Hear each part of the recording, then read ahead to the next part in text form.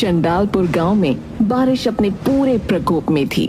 गांव का एक लड़का कुंदन, जिसे गांव में सभी बहुत समझदार मानते थे, उसने आज सरपंच से कहकर पंचायत बिठा ली। अरे भाई कुंदन, अरे गांव की तो बड़ी दुर्गति हो रही है बेटा। अरे बस उसी के लिए तो ये पंचायत बिठाई है सरपंच जी। बेटा, पर हमें तो तेरे पे ही भरोसा है। तू ही बता क्या समाधान है। पहले तो एक बार समस्या जान लेते हैं कि समस्या चल क्या रही है।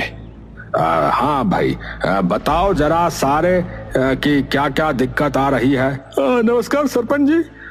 नमस्ते कुंदन भाई। नमस्ते भाई, बताओ क्या तकलीफ है। भाई तकलीफ एक नहीं कई है। बारिश इतनी हो रही है कि एक तो गांव में हर जगह पानी भर रहा है। दिक्कत तो खेतों में भी आ रही है, पर उनको तो चलो पलड़ा वगैरह लगाकर संभाल लें, पर इस गांव में भरे हुए पानी का क्या करें भैया। बात तो ठीक कह रहा है ये सुधीर बेटा। इस चक्कर में मेरे बालक और मेरा दिमाग खराब कर दिए हैं। और सबसे पहली दिक्कत तो इन मच्छरों की है जो इस पानी में भिनभिना रहे हैं। कई लोगों को बीमारी हो रही है सरपंच जी। और उससे भी बड़ी दिक्कत सड़कों के गड्ढे। वो देखो एक बार, ये कल अपनी मोटरसाइकिल से आ रहा था, गड्ढे में बाइक गई और इसका मुंह जाके लगा नीचे।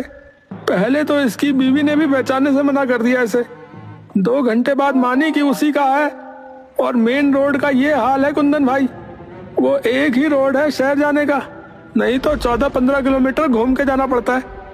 किसी को अस्पताल जाना हो या बाजार जाना हो तो बताओ कैसे जाएं। सारा काम रुका पड़ा है सरपंच जी। सरपंच जी, आप इस समस्या का कुछ नहीं कर सकते। अरे बेटा, मैं कर तो दूं, पर ये मेन रोड है। इसको ठीक कराने के लिए विधायक के पास अर्जी डालनी पड़ेगी, जो कि मैं 3 बार डाल चुका हूं। लेकिन वो उल्लू का पट्टा पता नहीं कहां सो रहा है। महीना हो गया, अभी तक कोई जवाब नहीं आया। सरपंच जी मेरी सहायता करिए। मेरी बिटिया की बड़ी तबीयत खराब हो रही है। सरकारी अस्पताल गांव से बाहर है, यहाँ न कोई डॉक्टर आ रहा है और पूरा रास्ता पानी से भरा पड़ा है और अस्पताल जाने के पैसे भी नहीं है। तो अब आप ही कुछ कर सको तो कृपया कर दो। सरपंच जी, आप एक काम करो, आप इन्हें दूसरे वाले रास्ते से अस्पताल लेके जाओ। मैं विधायक के घर जाकर देख के आता हूँ कि क्या मसला है। अब ठीक है भाई, तू अपनी लड़की को मेरे घर ले आ, हम पीछे वाले रास्ते से ही चलते हैं। अरे धन्यवाद सरपंच जी, धन्यवाद। अरे कोई नहीं, तू पहुंच घर, मैं आता हूँ भाई। है सरपंच अपने घर की ओर निकल जाता है और कुंदन सीधा विधायक के घर की ओर निकल जाता है। कुंदन जैसे ही सड़क पर जाता है तो उसे दिखता है कि पूरी सड़क पानी में डूब चुकी है। अरे अब क्या करूं?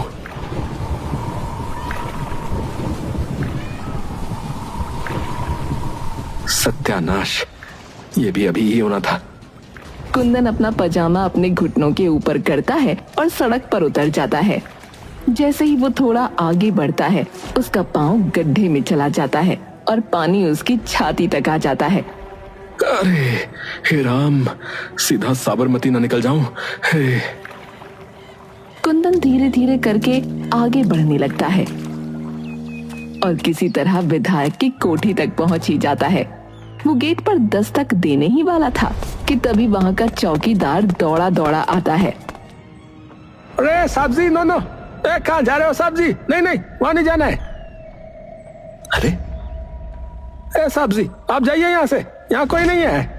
अरे क्यों झूठ बोल रहे हो भाई? तुम हो तो सही। अरे साहब जी, क्या बात करते हो आप?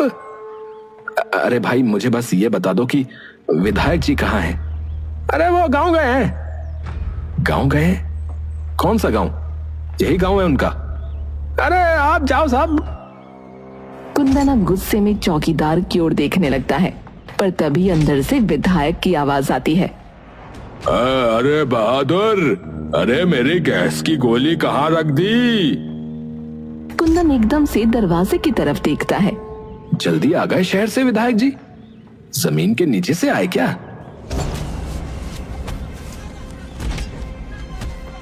भाई, एक बार और आखिरी बार कहूंगा कि ये हाथ हटा ले।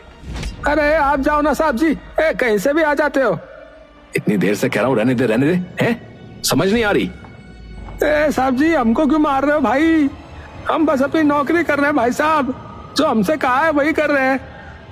तो बार बार धक्का कैसे दे रहा है? धक्का कैसे दे रहा है? ये सारा शोर शराबा सुनकर विधायक बाहर आता है। अरे ये क्या संग्राम मचा रखा है? साहब जी ये देखो, ये साहब जी हमें मार रहे हैं। हम जब उन्हें अंदर आने से रोक रहे थे तो। क्यों भाई, हैं? कैसे कौन रहा है? क्या हो गया? अरे मैं आराम से बात कर रहा हूँ, ये बेफालतू में धक्के दिए जा रहा है। मुझे बस आपसे बात करनी थी। अरे बहादुर तू जा। चौकीदार वहाँ से चला जाता है। हाँ भाई बता। देखो विधायक जी, मैं गांव से आ रहा हूँ। बड़ी दुर्गति हुई पड़ी है पूरे गांव की। मेन रोड का बुरा हाल है, लोग बड़ी तकलीफ में हैं। शहर जाने के लिए 15-20 किलोमीटर घूम के जाना पड़ रहा है। सारा रास्ता बंद पड़ा है। पूरे गांव में पानी की निकासी की दिक्कत आ रही है और पानी भरने की वजह से मच्छर हो गए, जिससे लोग बीमार पड़ रहे हैं। अब एकदम से किसी की तबीयत खराब हो गई तो बताओ कहाँ लेके जाए? अरे हाँ, तो एप्लीकेशन भेजनी होती है, ऐसी थोड़ी हो जाएगा काम। 3 बार भेज दी विधायक जी और महीना हो गया, कोई जवाब नहीं आया, इसीलिए आया हूं यहाँ। अरे तो टाइम लगता है इन चीजों में, है? अरे मेरे सिर पे खड़े होने से क्या होगा? महीना हो गया, अब क्या किसी के मरने पे ही कुछ होगा? और आप ही करवाओगे काम तो? अरे हाँ, तुम्हारा ठेका जो उठा रखा है? चल जा यहाँ से। तो और किसने उठा रखा है? सुन, तेरे जैसे 4 लौंडों को मार के फिकवाया है, तो तू क्यों अपने दिन ला रहा है? चुपचाप निकल जा, बता रहा हूँ। कुंदन वहाँ चुपचाप खड़ा उन्हें देखता रहता है और विधायक उसके मुंह पर दरवाजा बंद कर देता है।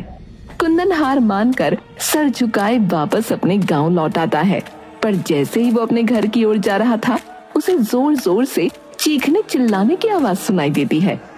वो दौड़ता हुआ उस आवाज की तरफ जाता है। जैसे ही वो आवाज के करीब पहुंचता है तो देखता है कि एक घर के बाहर बहुत भीड़ लगी हुई है।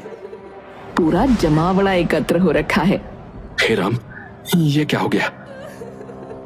कुंदन जैसे तैसे भीड़ को काट कर आगे निकलता है तो देखता है कि घर के आंगन में एक बच्ची का शव जमीन पर है, जिस पर सफेद कपड़ा ढका है और उसका बाप गिरिधर सर पर हाथ रखे बैठा है और माँ छाती पीट पीट कर रो रही थी। ये सब देखकर कुंदन कुछ देर के लिए स्तब्ध वहीं खड़ा रहता है।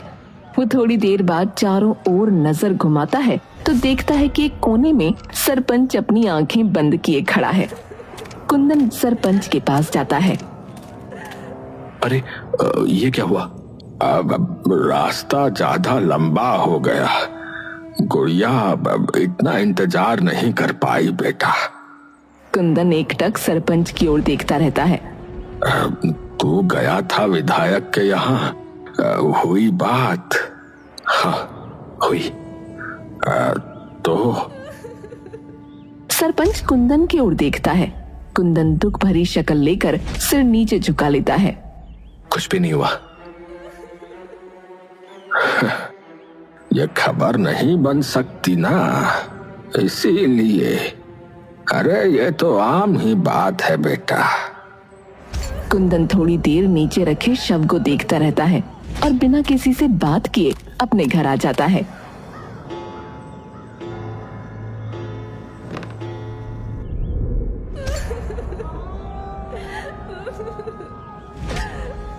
तभी कमरे में कुंदन का बड़ा भाई आ जाता है। कुंदन, क्या हो गया? क्यों ऐसे लेटा पड़ा रे?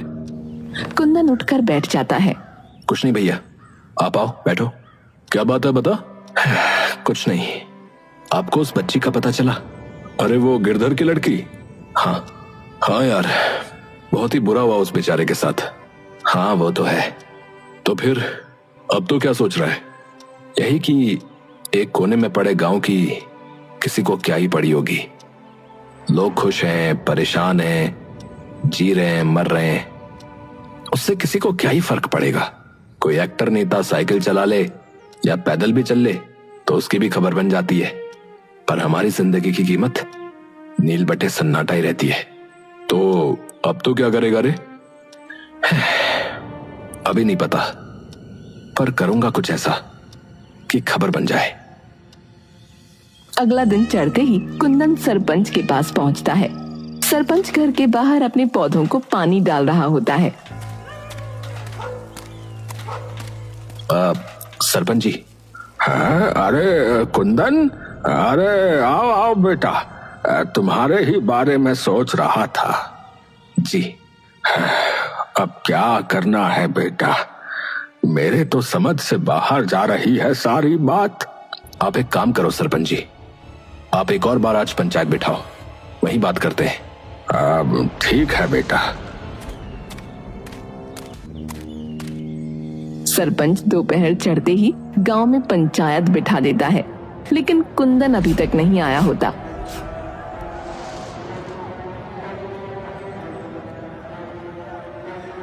सरपंच जी, कल जो हुआ उसके बाद से हमें बहुत डर लग रहा है, कहीं हमारे बच्चे इसकी चपेट में ना आ जाएं।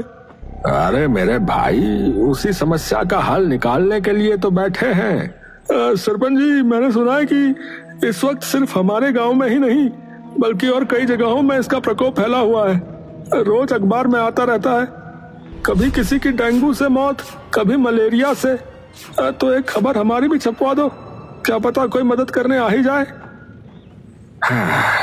बेटा, हमें कोई नहीं देखने आएगा और इस गांव में किसी बड़े नेता या अभिनेता का कोई रिश्तेदार नहीं रहता, तो यहाँ पत्रकारों को अपनी कलम या कैमरा उठाने लायक कोई खबर नहीं मिलेगी।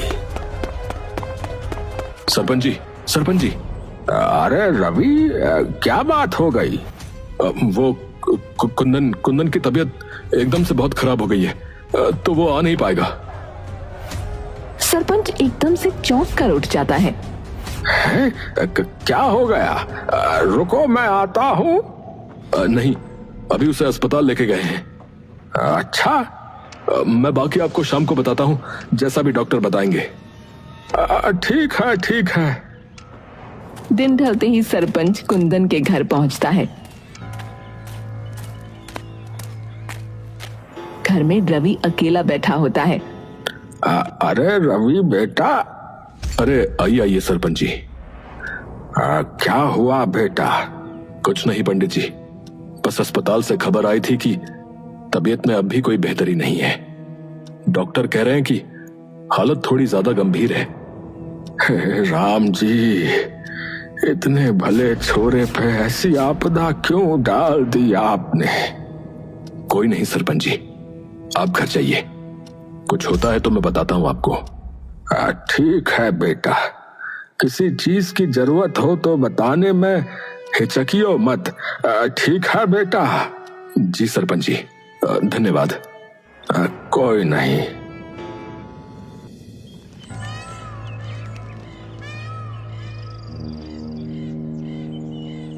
तभी वो देखता है कि उसके सामने कुंदन भागा आ रहा है। अरे ये यहाँ कैसे है? कुंदन तू? हाँ सरपंच जी, मैं। अरे पर तेरी तो तबीयत बिगड़ गई थी ना? अरे वही तो बताने आया हूँ आपको सरपंच जी। है क्या? अरे मैं तो मर ही जाता सरपंच जी, लेकिन तभी मेरी मौसी है ना, जो शहर में रहती है। हाँ हाँ है, हाँ हाँ।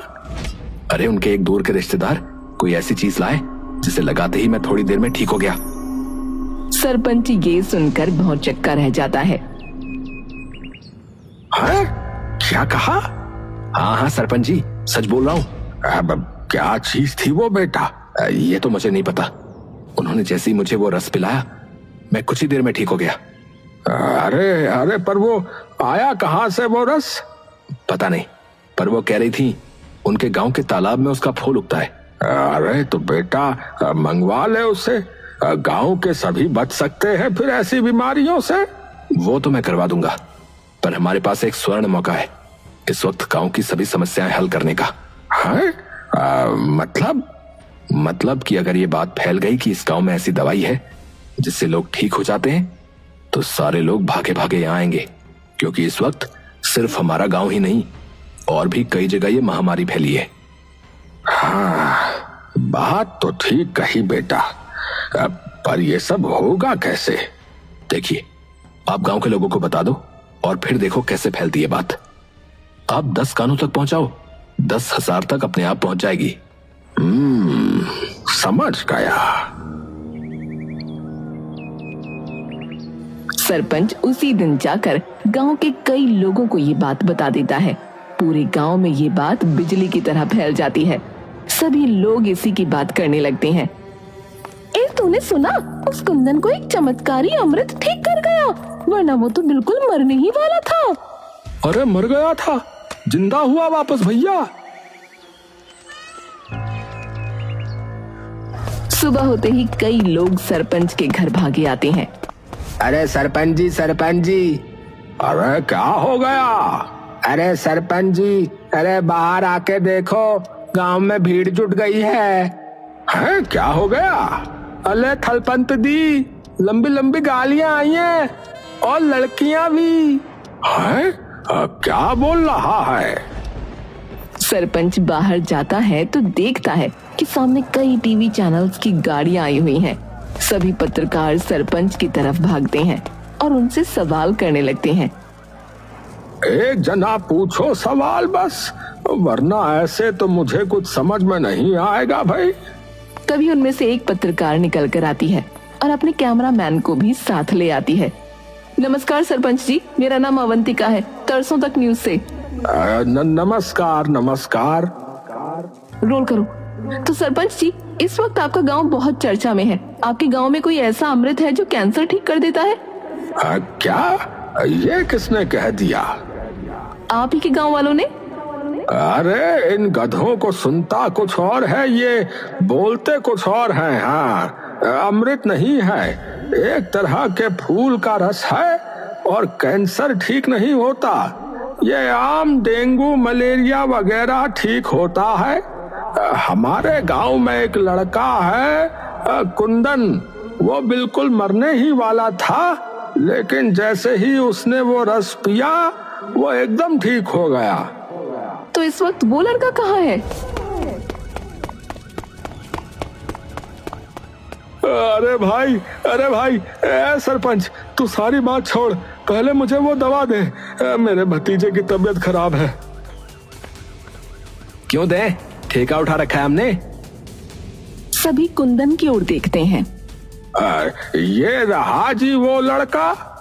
पत्रकार भागकर कुंदन के पास चली जाती है। अरे क्यों नहीं देगा?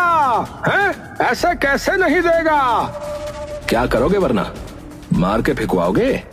यही ना जो उस दिन बोले थे विधायक जी। सभी कैमरे एकदम से विधायक की तरफ घूम जाते हैं। जी, पहले तो क्या आप अपना नाम बता सकते हैं? कुंदन कुमार चतुर्वेदी। तो क्या सच ये है कि आपकी जान किसी जादुई रस ने बचाई? कुंदन एक गहरी सांस भरता है और मुस्कुराने लगता है। क्या हुआ? ये बात एकदम झूठ है। सरपंच एकदम से चौंक कर कुंदन की ओर देखता है। मतलब कि मेरी तबीयत कभी खराब ही नहीं हुई। तो फिर ये सब क्यों? मैडम एक बात बताओ, आप यहाँ आराम से आ गई? नहीं, आराम से तो नहीं, रास्ते में बहुत पानी भरा था, जिसकी वजह से आधे लोग आ ही नहीं पाए क्योंकि उनकी गाड़ी खराब हो गई और हम में से कई तो धक्के मारकर गाड़ी को यहाँ तक लाए हैं। यही हमारे साथ रोज हो रहा है, जिसकी वजह से ना हम कहीं आ पा रहे और ना कहीं जा पा रहे, और उसी वजह से एक बच्ची की मौत हो गई है। पर आपने ये सब क्यों किया? क्यों किया? ताकि आप लोग हमें देखो, हमारे हालात देखो, ताकि लोगों को पता लगे मैडम कि हम भी इसी दुनिया में रहते हैं, किसी और दुनिया में नहीं। जब हमें जरूरत थी तो आप में से कोई एक नहीं आया।